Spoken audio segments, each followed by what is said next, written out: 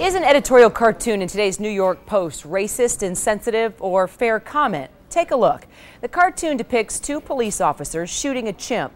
One officer says they'll have to find someone else to write the next stimulus bill.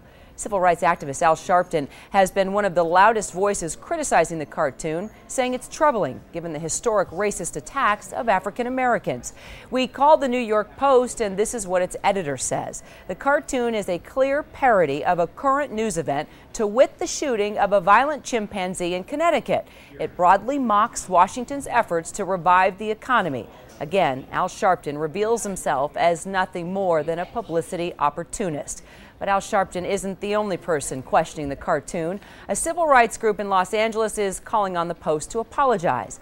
Joining me to talk about this, Reverend Al Sharpton in New York, also BET host Jeff Johnson. Let's go ahead and start with you, Reverend Sharpton, in your response to what the editor has said. Well, I think he should address the issue. The issue is there's a historic racial stereotype of calling African Americans monkeys.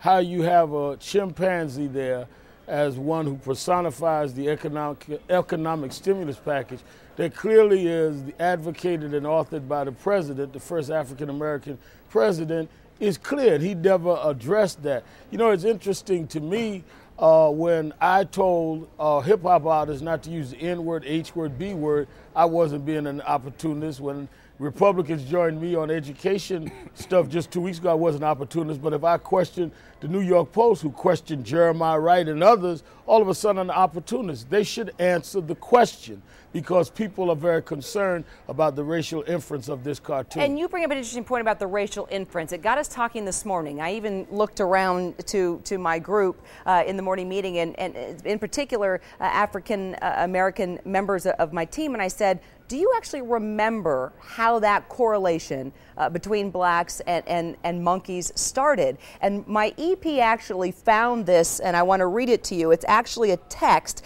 which of course would be considered junk science. It is.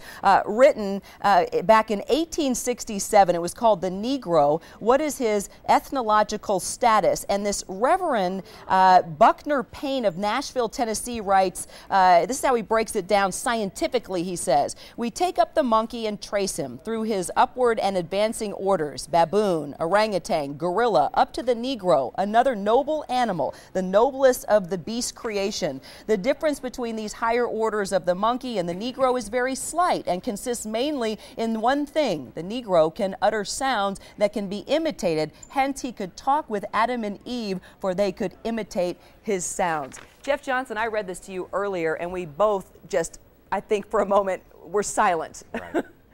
I mean, clearly, while I think we understand the inferences that there have always been sort of these negative images of people of color and African American people in particular, I mean, this clearly gives us a historical connection to not only a social image, but a bootleg scientific justification for the negative imagery of African American people in the media and in society.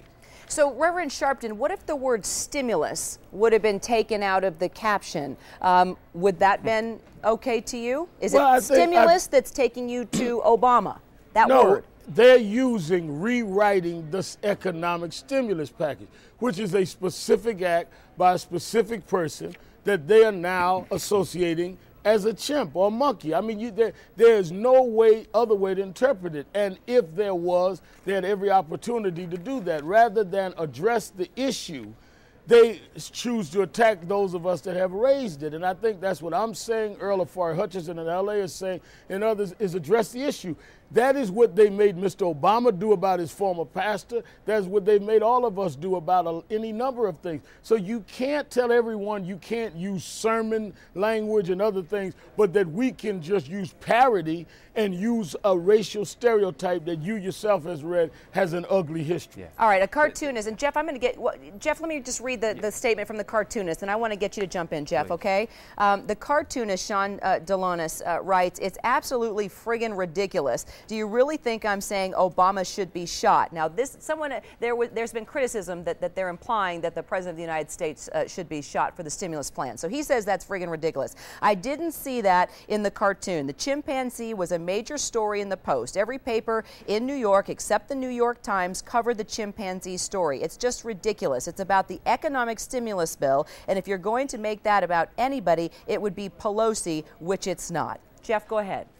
What's freaking ridiculous is that anybody in their right mind would be able to make a connection between the stimulus and the chimp story. There clearly isn't one. And so I think this author thinks that we're ridiculous. I think that the Post thinks that we're ridiculous for making this an issue. The reality here is here. I mean, there are a lot of cartoonists that are provocative. I think provocative is good. But when does provocative become inappropriate?